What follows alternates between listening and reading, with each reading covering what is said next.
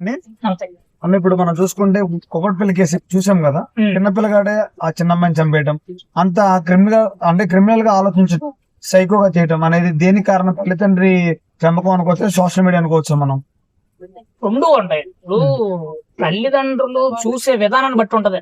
చాలా మంది తల్లిదండ్రులు ఎలా చూస్తారనంటే వాళ్ళని బంధించేస్తా ఉంటారు. అంటే స్ట్రిక్ట్ గా ఉండాలి, మనం ఇలాగే ఉండాలని చెప్పి కొన్ని రూల్స్ అండ్ రెగ్యులేషన్స్ అనే విధంగా వాళ్ళకి ఒక ఫ్రీడమ్ అనేది, అంటే ఫ్రీడమ్ ఇచ్చినంత వరకు ఇవ్వాలి. ఇచ్చిన తర్వాత వాళ్ళకి ఇది తప్పు ఇది ఒప్పు, ఎలా చేయాలి అనే దాని మీద ఒక క్లారిఫికేషన్ ఇవ్వాలి. చాలా మంది తల్లిదండ్రులు ఎలా ఉంటారనంటే అమ్మాయి మీరు చేయకూడదు, ఇది తప్పు, అసలు ఈ తప్పు అనేటట్టు వాళ్ళని నిర్బంధించేస్తారు. అంటే వాళ్ళంతటి వాళ్ళు నేర్చుకునే విధానం తెలుసుకునేవారు.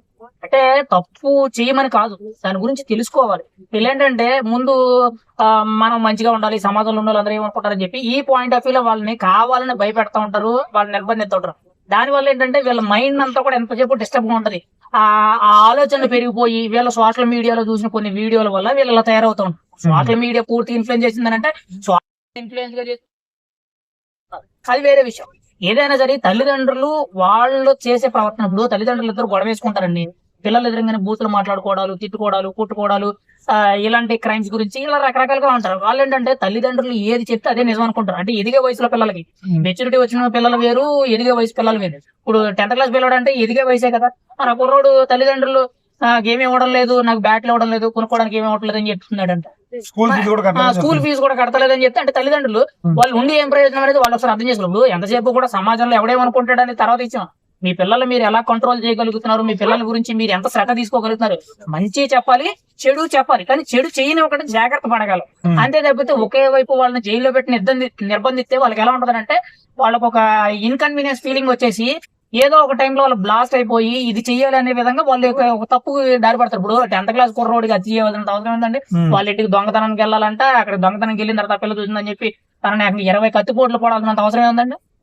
అంత ఇబ్బంది లేదు కదా. అదే తల్లిదండ్రులు ముందు నుంచి కూడా ఒక ప్రతి దాని మీద కూడా ఒక అవగాహన వచ్చే విధంగా చెప్పి తెలియపడితే బాగుంటది. మంచి అంటే చెడు అంటే రెండు చెప్పాలండి, అంతేగాని పూర్తిగా వన్ సైడ్ గా వదిలి నొక్కి పెట్టకూడదండి. పిల్లలు కూడా చాలా మంది ఏంటంటే చదువుల విషయంలో ర్యాంకులు, ఈ ర్యాంకులు కావాలి, ఆ ర్యాంకులు కావాలి అని చెప్పి వాళ్ళని బాగా ఇంపాక్ట్ చేస్తూ ఉంటారు. పొద్దున్న 4 లేచిపోయి చదువుకోవాలి, అర్ధరాత్రి 12 వరకు చదువుకోవాలి, ఇటువంటి జోనర్ మానుకోండి. చదువుకుంటేనే గొప్పవాడు అవుతాడు అనుకోవడం కూడా పొరపాటు. ఈ రోజు చదువుకోలేని వాళ్ళే దేశంలో ఎంతో మంది గొప్ప వాళ్ళు ఉన్నారు. అది నేనేమంటానంటే ప్రతి విషయం మీద కూడా పిల్లలకి మంచి ఏంటి చెడు ఏంటి అనేది తల్లిదండ్రులు ఇద్దరు కూర్చొని కూడా అవగాహన చేయాలి.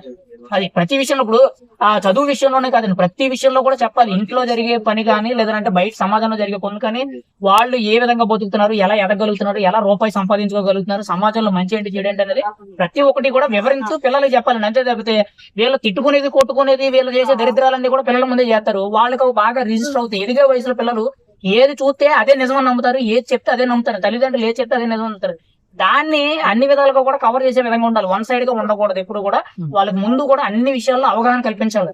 అలా ఉంటేనే పిల్లలు కొంత అండర్స్టాండింగ్ తో ఉంటారు. అయితే బ్యాట్ కోసం చంపేశారని చెప్తున్నారు, మనం నమ్మొచ్చా? మరి అర్థం కాదు. బ్యాట్ కోసం, క్రికెట్ బ్యాట్ కోసం అమ్మాయిని చంపేశారని చెప్తున్నారు. క్రికెట్ బ్యాట్ కోసం చంపేసేయాలంటే ఇది మరే బాగుంది. ఇప్పుడు క్రికెట్ బ్యాట్ కోసం చంపేయవలసిన అమ్మాయిని చంపేవలసింది ఆ బ్యాట్ ఏదో పక్కింటి దగ్గర ఎవరి దగ్గర ఉంటుంది, దొంగతనం వెళ్ళొచ్చు కదా. ఇప్పుడు ఆ ఇంటికి వెళ్ళి దొంగతనం కోసం వెళ్ళి అమ్మాయిని చంపేసాడు అని అంటున్నారు. బ్యాట్ కోసం చంపేయాల్సి వస్తే అదేదో డైరెక్ట్ గా బ్యాట్ నే దొంగతనం చేయొచ్చు కదా. బ్యాట్ దొంగతనం కోసం వెళ్ళినప్పుడు పట్టుకున్నారని చెప్తున్నారు. అంటే 80,000 రూపాయలు క్యాష్ ఏదో దొంగతనం చేసాడని మరి అదో వార్త వచ్చింది. బ్యాట్ తీసుకుని వచ్చేస్తుంటే పిల్ల చూసింది, ఆ భయంతో ఆ పిల్లని చంపేశారని చెబుతున్నారండి పోలీసులు. మరి దానికి మనం ఏం చేయాలి? ఇప్పుడు ఆ కుర్రోడు మా ఆలోచన విధానం వాళ్ళ ఉంది. మళ్ళీ పైగా దానికి ఒక స్కెచ్ రాశాడు, 2 నెలల కింద పేపర్ స్టేట్మెంట్లు రాశాడు, క్రైమ్ వీడియోలు చూసాడు అని చెప్పి చెప్తున్నారు. ఏది ఎంతైనా సరే జరిగిపోయిన తర్వాత తప్పు అని చెప్పి మనం దాన్ని నిందిస్తున్నాం తప్పితే జరగక ముందు పిల్లలు ఎలా కంట్రోల్లో పెట్టాలి, పిల్లలకి ఎలా అవగాహన నేర్పించాలనేది చెప్పట్లేదు. ఏదేమైనా సరే తల్లిదండ్రులు చర్యలు తీసుకోవాలండి. ఇప్పుడు తల్లిదండ్రులు ఇద్దరు ఉంటారు. తండ్రి ఏమో పొద్దున్న లెగ్గానే డ్యూటీకి వెళ్ళిపోతాడు, తల్లి ఇంట్లో అన్ని పనులు చూసుకుంటే ఆవిడ కష్టమే, ఆవిడ చూసుకునేటప్పుడు ఆవిడ సరిపోద్ది, ఇంకా పిల్లలు పట్టించుకునే టైం ఉండదు. ఏదేమైనా సరే రోజులో ఏదో ఒక టైంలో పిల్లల్ని పక్కన కూర్చోబెట్టుకుని మంచి ఏంటి చెడు ఏంటి అని చెప్తే మాత్రం ఖచ్చితంగా మంచిది. వాళ్ళకి ప్రతిదీ కూడా తెలిసేటట్టు చేయాలి. అంతే తప్పితే వన్ సైడ్ గా వాళ్ళని ఏదో మీరు స్కూల్కి వెళ్ళండి, ఇలా చదవండి, అలా చదవండి ప్రెజర్ చేసి వాళ్ళని ఇబ్బంది పెట్టి కనీసం వాళ్ళకి మినిమం ఖర్చులు కూడా అవసరమైన డబ్బులు ఇవ్వకపోతే కొంచెం ఇబ్బంది. అంటే ఆ రోజు స్కూల్ ఉంది, ఇద్దరు స్కూల్ మానేశారు సార్. దాని గురించి కొంతమందికి అనుమానం వస్తుంది. ఇప్పుడు వాళ్ళకి ఇంటర్నల్ గా ఏమున్నదని మనకు తెలియదు. ఇప్పుడు వాళ్ళు మానేశారు అని అంటే దాని గురించి నేనేం చెప్పాను. ఇప్పుడు వాళ్ళు ఫ్రెండ్స్ అయ్యి ఉండొచ్చు, లేదంటే వాళ్ళకి అసలు పరిచయం ఉండకపోవచ్చు. స్కూల్ మానేశారు, స్కూల్కి వెళ్ళారు అని అంటే అది వేరే విషయం. కానీ నేనేం చెప్తున్నానంటే తల్లిదండ్రులు ఎలా ఉండాలంటే పిల్లల్ని అర్థం చేసుకునే విధంగా ఉండాలి. అంతే తప్పితే వన్ సైడ్ గా నొక్కు పెట్టకూడదని నా అభిప్రాయం. ఇటువంటి విషయాలు కొంచెం జాగ్రత్తగా ఉండాలి. ఈ మధ్యన పిల్లలకు సంబంధించిన క్రైమ్స్ ఎక్కువైపోతుంది. ముఖ్యంగా ఇప్పుడు చాలా మంది కూడా సో టెక్నాలజీ కోసమనో లేదంటే బాగా చదువుతున్నారు కదని చెప్పి పిల్లలు ఫోన్లు ఇస్తున్నారు. ఫోన్లు కూడా ఎంత వరకు ఇవ్వాలంటే అంతవరకు ఇవ్వాలి. కంట కనిపెడతా ఉండాలి, ఇవ్వాలి కానీ కంట కనిపెడతా ఉండాలి. అర్ధరాత్రులు ఫోన్లు నైట్ టైం ఏం చేస్తున్నారు, చీకట్లో ఫోన్లు ఏం చేస్తున్నారు అనేది కూడా ఒకసారి చూస్తూ ఉండాలి. ఎంతసేపు కూడా మనం రీల్స్ చేసుకున్నామా లేకపోతే మనం వంట చేసుకున్నామా మనం మొగుడికి చేసామనేటట్టు కాకుండా కొంచెం మంచిగా అందరినీ కూడా అబ్జర్వేషన్ లో ఉంటే మంచిది. సహస్ర తల్లిదండ్రులు సహస్ర చట్టం రావాలి, మా అమ్మాయికి న్యాయం జరగాలి, ఈ చట్టం వస్తేనే ఎలాంటి ఇంక జరగవని చెప్తున్నారు. మరి దీని చట్టం వచ్చే అవకాశం ఉందా లేదు? ఇప్పుడు సహస్ర పేరు మీద ఒక చట్టం తీసుకొస్తాం, అంత ముందు దిశ పేరు మీద ఒక చట్టం తీసుకొస్తాం. ఇప్పుడు దిశ పేరు మీద చట్టం తీసుకొచ్చి ఏమైంది? జరగడం ఆగిపోలేదు కదా. మన దేశంలో ఏంటంటే ఎమోషన్స్ అనేవి నాకు తెలిసినంత వరకు, ఇప్పుడు నేనేదో పెద్ద గొప్ప ఉందని నేను అని చెప్పట్లేదు, ఎమోషన్స్ అనేవి వాళ్ళు ఉండిపోయి వాటిని కంట్రోల్ చేసుకో బ్లాస్ట్ అయిపోయి ఆ టైంలో వాళ్ళకి ఏదనిపిస్తే చేసేస్తున్నారు, తర్వాత రిలీజ్ అవుతున్నారు. అర్థమైందా? ఇక్కడ ఏంటంటే ప్రతిదానికి కూడా మన దేశంలో ఏంటంటే పక్కింటోడు ఏమనుకుంటాడు, పొరిగింటోడు ఏమనుకుంటాడు, లేకపోతే వాడేమనుకుంటాడు, వీడేమనుకుంటాడు, లేదంటే చట్టాలు ఎలాగున్నాయని చెప్పి ఈ మైండ్ సెట్ లో వాళ్ళని దూరం చూపెడుతున్నారు తప్పితే మంచి ఏంటి చెడు ఏంటి అనేది ముందు క్లారిఫికేషన్ రావట్లేదు. ఇప్పుడు గతంలో దిశ అనే ఒక మహిళని, ఒరిజినల్ పేరు దిశ కాదులంటే దిశ అని చెప్పి ఒక చట్టం తీసుకొచ్చారు. మరి అది జరిగి ఇప్పుడు ఒక 5 ఏళ్ళు ఒక 6 ఏళ్ళు అవుతుంది. మరి ఇప్పుడు ఈ మధ్యలో ఎన్ని గ్యాంగ్ రేపులు జరిగినాయి, ఎన్ని రేపులు జరిగినాయి, ఎన్ని దారుణం జరిగినాయి. ఈ రోజు సహస్ర పేరు మీద ఒక చట్టం తీసుకొచ్చే అయిపోయినట్టేనా?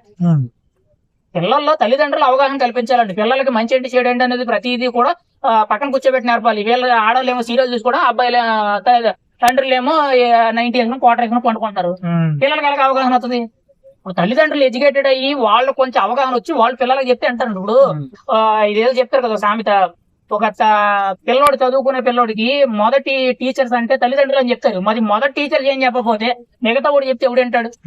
ఇంట్లో ఉన్న వాళ్ళు చెప్తేనే కదా వినాల్సింది. ఇప్పుడు ఎవరికైనా ఒక మనిషికి ఇంపార్టెంట్ అంటే ఎవరు? ఫస్ట్ అమ్మా నాన్న కదా ఇంపార్టెంట్, వాళ్ళ తర్వాత ఎవరైనా. మరి వాళ్ళే చెప్పకపోతే వీడు ఎలా వింటాడు? అది నేను అనేది ఏంటంటే పేరెంట్స్ అనేవాళ్ళు పిల్లల్ని కొంచెం కంట్రోల్ లో పెట్టి మంచి చెడు ప్రతిదీ కూడా తెలియజేస్తే వాళ్ళ అండర్స్టాండింగ్ లో వాళ్ళు వెళ్తారు. అది చాలా మంది ఏమంటారంటే అబ్బాయిని చంపేయాలి, నరికేయాలి, ఈ అమ్మాయి జనరేట్ జరగాలన్నారు. కోర్టు మన చట్టాలు ఎలా ఉంటాయంటే బాల శిక్ష కార్మికులు వేస్తారు, మళ్ళీ 18 నెలలకు రిలీజ్ చేసే అవకాశం ఉంది అంటారు. మరి ఏ విధంగా పడవచ్చు కేసు అనేది అబ్బాయి? ఇప్పుడు చంపేయాలి, పొడి చేయాలంటే వాడు చేసిన తప్పుని ఇప్పుడు అలా చేసే వాళ్ళ మీద ఎంతమంది చచ్చిపోవాలి? ఆల్రెడీ మన దేశంలో ఒక క్రైమ్ చేసిన దాంట్లో 10 మంది. ఇప్పుడు రీసెంట్ గా గ్యాంగ్ రేప్ ఎక్కడ జరిగింది? హైదరాబాద్ పరిసర అందరూ గ్యాంగ్ జరిగింది అన్నారు. అందులో 5 ఉన్నారు. ఇప్పుడు వాళ్ళందరినీ చంపేయాలంటే ఎంతసేపు కూడా ఈ క్రైమ్సే వస్తాయి. అర్థమైందా? వాళ్ళలో ఒక ప్రవర్తన వృత్తి అనేది కొత్తగా వాళ్ళ ఆలోచనలు మార్చే విధంగా ఉండాలి. ఇప్పుడు అని చెప్పేస్తే మొత్తం కలిసి ఉంది, తీసుకెళ్లి పూడతాడు కంపడం చేస్తారు, తర్వాత బూడిద వస్తుంది తప్పితే ఏం ఉండదు. అర్థమైందా? ఇప్పుడు మైనర్ చట్టాల కింద అయినా కానీ బెయిల్ వస్తే వస్తుంది, బెయిల్ రాకపోతే వాడు ఒక 5-6 సంవత్సరాలు జైల్లో ఉంటాడు. ఆ తర్వాత అయినా వాడు మైండ్ సెట్ మారుతుంది. మారకపోతే పరిస్థితి మారకపోతే ఏముందండి, ఇంకా కాలగమనంగా అలా పోవడం తప్ప మన